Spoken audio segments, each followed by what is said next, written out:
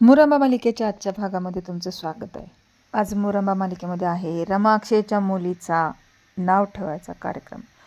आज तिचं बारसं आहे आणि आज सगळेजण प्रचंड आनंदात आहेत. पण बारसं असलं तरी रमा मात्र तिथं नाही आहे आणि म्हणून जरा रमाच्या सासूबाईंना खूप त्रास होतोय.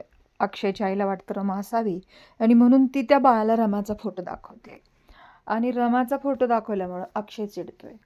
अक्षय म्हणतो, हे काय आई, आता हिचं नावही आपल्या घरामध्ये कोणी घ्यायचं नाही आहे. ज्या दिवशी ती बाळाला टाकून गेली, तिला बाळाची काळजी नव्हती, तिला फक्त आपला पैसा हवा होता आणि मग तिला कशाला आपल्या घरी आणायचं आहे. आणि म्हणून अक्षय चिडलेला असतो. पण आई म्हणते, असू दे ना, तिलाही माहिती व्हावं तिची आई कोण आहे, म्हणून मी तिला बाळाचा फोटो दाखवते आणि रमालाही कळू दे की तिचं काय नाव ठेवलं आहे, म्हणून मी हे सगळं करते. पण हे सगळं ज्यावेळेला अक्षय ऐकतो त्यावेळेला अक्षयला राग येतो. अक्षय म्हणतो, आई तुला कितीला सांगितलं आहे, या घरामध्ये आज अक्षय रमाचं सुद्धा नाव घेत नाही आहे. या घरामध्ये रमाचं नाव घेतलेलं अक्षयला अजिबात आवडणार नाही आहे आणि आजपासून सगळ्यांनीच लक्षात ठेवायचं आहे, रमाचं आजपासून घरात कोणीही नाव घ्यायचं नाही आहे. इरावती तर सगळ्यात अगोदर म्हणते, डन, याच्यापुढं रमाचं कधीही नाव घेतलं जाणार नाही. इकडे रमाला फार राग येतो अक्षयचा. कुणी काहीही सांगितलं म्हणून अक्षयने का विश्वास ठेवला? खरंच मी पैशासाठी त्याच्यावर प्रेम केलं का? त्याच्याशी लग्न केलं का? लोकांनी सांगितलं आणि त्यानं सगळं लक्षात ठेवलं. मी अक्षयला जाऊन जाब विचारणार आहे, असं रमा म्हणते. त्याला काय करत असेल माझं बाळ? खरंच त्याला आईची आठवण येत असेल का? त्याला कळत असेल का आपली आई आजूबाजूला नाही आहे? रमा एक ना अनेक विचार करते. तिच्या मनामध्ये थोडे चांगले विचार येत नाही, थोडे वाईट येतात, कारण तिला तिच्या बाळाची आठवण येते.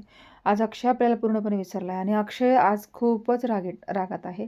अक्षयने रमाचं सगळं साहित्य बाहेर काढलं आहे, तिच्या फोटो सगळं बाहेर काढलं आहे आणि आजपासून या घरामध्ये रमाचं नाव घेतलं जाणार नाही आणि तिचं कुठलं साहित्यही राहणार नाही. आज रमा अक्षयचा या घरामधला शेवटचा दिवस आहे. रमा आज माझ्या आयुष्यातून निघून जाणार आहे आणि अक्षयनं तिच्या सगळ्या साहित्याला बाहेर आणलं आणि त्या आणलेल्या साहित्यावरती त्यानं पेट्रोल टाकून ते जाळून टाकलं. आणि हे सगळं करताना खरंच त्याला त्रास झाला नसेल का? आज रमा त्याच्या घरामध्ये नाही आहे म्हणून तो त्रासामध्ये सगळं करतोय का? हे सगळं त्याला भेटायला आलेली रमा पाहत असते. पण आता मग रमा याच्यानंतर काय ॲक्शन घेईल? खरंच तिचा जीव तुटतोय तिच्या बाळासाठी. पण इरावतीनं अक्षयच्या जीवाची धमकी दिली आणि म्हणून ती काहीच बोलत नाही आहे. अक्षयच्या आईला सुद्धा इरावतीनं धमकी दिली म्हणून तीही काय बोलत नाही आहे. मग हे नेमकं कुठपर्यंत चालणार आहे आणि आत्ताही याच्यापुढे काय होणार आहे? खरं तर रमा आज खूपच रडते, कारण एक आई आपल्या बाळासाठी खरं तर खूप काहीही करू शकते. मग रमा नेमकं कुठलं पाऊल उचलेल? आज अक्षयनं सगळं घरातून तिचं साहित्य जाळून टाकलेलं आहे. सगळे घरातले फॅमिली मेंबर तिथं जमलेले आहेत. पण आता कुणीच काही बोलू शकत नाही, कारण आज इरावतीच्या हातामध्ये आणखी एक नवीन काहीतरी लागलेलं आहे आणि आता इरावती काय ॲक्शन घेणार आहे? रमा अक्षयचं खरं पुन्हा मिळणं अशक्य आहे की आणखी काय? काय या बाळाच्या येण्यानं त्यांच्या आयुष्यामध्ये आता नवीन काय सुरुवात होणार आहे? हे पाहणं सुद्धा इंटरेस्टिंग ठरणार आहे. आज रमा अक्षयचा आयुष्यातला या साहित्याबरोबरच शेवटचा दिवस आहे. याच्यानंतर बघू काय टर्न येतो आहे.